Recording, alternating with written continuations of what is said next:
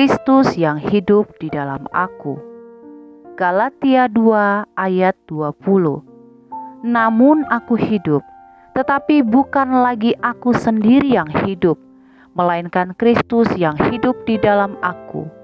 Dan hidupku yang kuhidupi sekarang di dalam daging adalah hidup oleh iman dalam Anak Allah yang telah mengasihi aku dan menyerahkan dirinya untuk aku.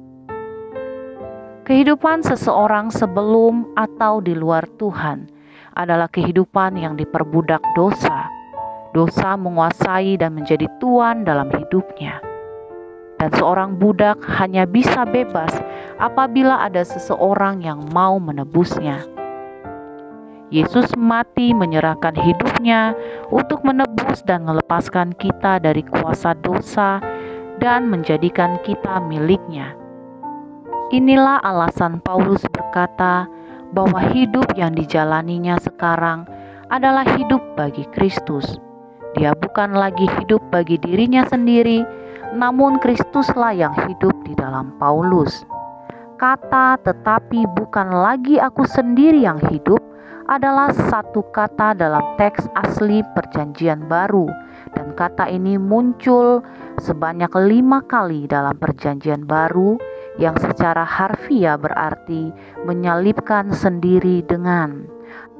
Artinya bahwa Paulus ingin berkata bahwa ia telah disalibkan bersama dengan Tuhan. Saat kita memutuskan untuk percaya dan menerima Yesus sebagai juru selamat dalam hidup kita, di saat itu pula kita telah memutuskan untuk menyalibkan diri kita, dibangkitkan dan hidup bersama Dia. Kita menanggalkan perbuatan daging atau dosa yang mengikat kita dan hidup dalam pimpinan Tuhan. Dia adalah pemilik hidup kita sepenuhnya. Kita tidak perlu khawatir karena Ia akan menjaga hidup kita meskipun tetap ada masalah yang kita hadapi. Namun kita tidak dirusak oleh rancangan dan tipu daya iblis. Ada damai sejahtera, sukacita yang sejati, serta kekuatan yang akan Allah berikan bagi kita. Puji Tuhan, kita berdoa. Bapa di dalam surga, kami bersyukur Tuhan. Sungguh kami bangga punya Allah seperti Engkau. Engkaulah juru selamat kami Tuhan. Engkau yang sudah mati bagi kami, menebus setiap dosa dan menjadikan kami sebagai milik kepunyaan-Mu.